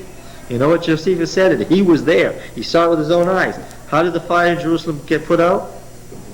The human blood put it out. That's what ended the fire in Jerusalem. Okay? Now, you have to always be careful then to keep your eye on these false prophetic systems, especially since this is the one that was worked out back in the Middle Ages by Nostradamus. Since he saw all these things and they all came true, I had a real estate agent tell me that, this was the war that was predicted by the great prophet Nostradamus. She actually said the great prophet. I was speechless. I mean, what do you say to an excited young Catholic gal who's so excited that prophecy is being fulfilled and she's talking about Nostradamus? I mean, where do you begin? That's the question I have now. Exactly where does one start to explain that this whole system is a house of cards? Okay, and then not 2 days later, I'm sitting at lunch in my office, and the whole group gets together, and the husband of one of the women who had once studied for the priesthood is telling everybody how this is what was predicted by Nostradamus. And it's sort of like living in a reality warp. Now, but you have to remember, this is the system, these are the events that were predicted by Nostradamus, and when you get these false prophetic systems all working together, and you listen to Pat Robertson on the 700 Club, and you listen to the Roman Catholic Bishop of Detroit, and so forth, and they all say exactly the same thing, only what? It's not what's going to happen, then you have to expect that maybe it will happen. Why? Because in the past, these false prophetic systems have worked out just right until the end. They come true or appear to come true until it's too late. So yeah, maybe there'll be turmoil in the Middle East, maybe the Russians will try to grab it, but Christ will come and stop it. Interesting. When the Jewish excavators were excavating around the Temple Mount, now this is very sacred soil, right? And they're down here digging around, and right up on the top of the wall is the Dome of the Rock Mosque. Okay, the chief stratigrapher there was an Orthodox Jew. So I said to him, well, when will the temple be rebuilt? And he said, well, when the Messiah comes. Because what does the Orthodox Jew expect? He expects the Christ to be revealed where? In Jerusalem. Okay? Now, what does the devout Muslim believe? He believes that the signal for the end of the age is what? That Christ, meaning Jesus, will what? Appear in Jerusalem. Yeah, that's the way it is. And of course, what does the conservative Christian, the Orthodox Christian, whether he's Catholic or Protestant, believe? He believes that the struggle of the Christ and the Antichrist is where? Is in Jerusalem, in the Holy Land. Now, when you see that, those are the organized religions of the world. Yeah, there's Taoism and Hinduism, but that's not the same thing at all. Those are private religions. These are the organized missionary religions of the world. When you see that those great religions all believe the same thing on this point, what do you say? Well, yeah, there's most of the population of the world right there. And then, of course, you'd be left in the same position that the Hebrews were when they said that the river wasn't a god, it didn't have life in it. What could anybody tell you? Anybody could tell you that the river was a god and did have life in it. Why? You only needed to see and look, and there was life. And when When the Hebrews said that the Egyptian gods weren't gods and didn't have any power, the Egyptians knew that they were lying. Why? Because they obviously did. They did. There was supernatural power in the Egyptian religion, and they knew it. And the same thing in the Canaanite religion. They didn't sacrifice, they didn't eat all those people, and they didn't rape and murder all those people and eat all that blood for nothing. That was why. They wouldn't have done that forever. They'd have figured out after a while it was pointless, but what? Remember that those gods were the demons. Was there any power there? Oh, of course there was. Sure there was. Baal wouldn't have lasted for 10 centuries on Canaanite soil if he hadn't been there. Of course, the Jews, you remember, the Hebrews came eventually to conclude that the reason Baal was so powerful, as opposed to the other pagan gods, was what? He must be what? He must be Beelzebub, the prince of demons. Right? Well, it's actually Beelzebub, but they made it Beelzebub, which means Lord of the Flies. Right? You know that popular novel, Lord of the Flies? That's from the Bible. That's that phrase. They corrupted the name. So Baal's name was Lord of the Flies. That's to mock Baal. Now then, the Hebrews were accused of being atheists by their Canaanite neighbors because they didn't seem to believe in anything, including the things that could easily be proven to be true. Now, if Christ comes, and there he is, and he's doing miracles, and they really are miracles, and he's repeating many of the same gracious truths he taught while on earth, I'm quoting Mrs. White, and you say, with equal good humor, yes, I understand, but that's not Christ, what do people have to presume? That you're living in your own kind of reality warp, right? Furthermore, why would anyone say that Jesus was the devil? Right? It's the position that you'd be reduced to, saying, no, this Christ is the devil. It's an almost hopeless case, right? Because you're defying the evidence of everyone's senses, saying, no, it isn't so. No, there isn't really a world state run by God.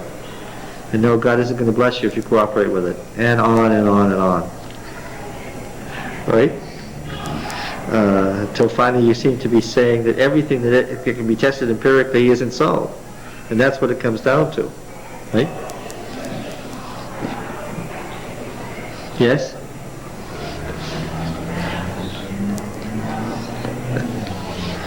Okay. Well, we've gotten out a word of Genesis 29 done.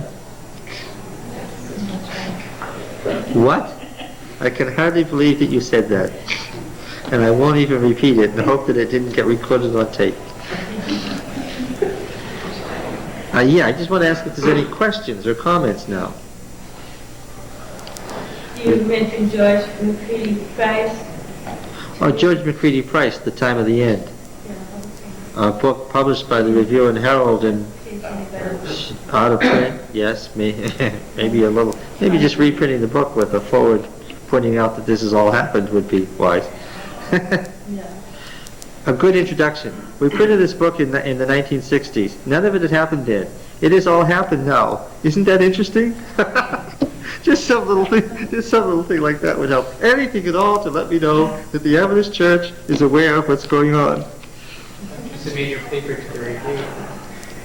I think it would probably be too shocking. I'm sorry to say. I think it would be much too shocking. No, wait a minute. You have been sitting here imbibing this heresy for weeks. You are no longer a good judge.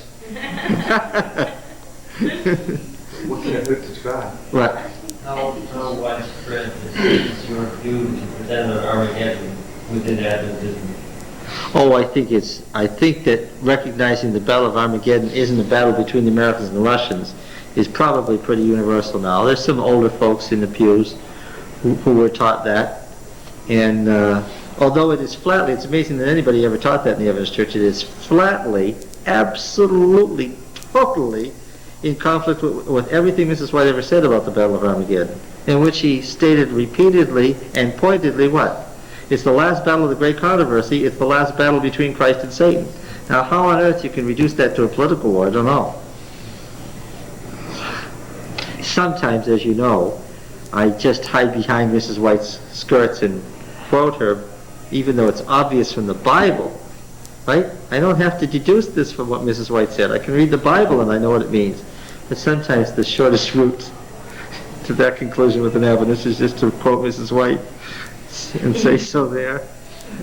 Because in many minds, Mrs. White has more authority than the Bible, right? In evidence circles. The conclusion of all of this is that the second coming must be very soon. Yeah, that's a good thing to say, yes.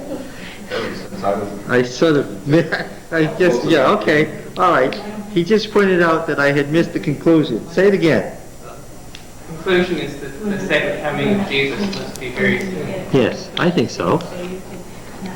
Yeah, I think that there's a different condition in the world than ever existed in my lifetime. You see that new world order becoming possible for the rest of the world very rapidly. Yes, you see, look, if Tariq Aziz had sneezed and Uncle Sadam had slapped him, how many people would have known about it? Yeah. The people in the outer Fiji Islands would have known about it about 30 minutes later, right? If something becomes an issue and becomes an important issue and gets argued about in this environment, how quickly will people know about it? It's instant. Oh yeah. Every eye will see. Yeah, oh yes, there's no chance that if this becomes an important issue that everybody won't know about it and discuss it. How many people had opinions on the Gulf War? I think almost every human being that had a mind. Right? Even the little children. People in Lapland had strong feelings about the Gulf War, right? This is important. Right? Yeah, that's right. Yeah. All right, thank you. Copies of your papers.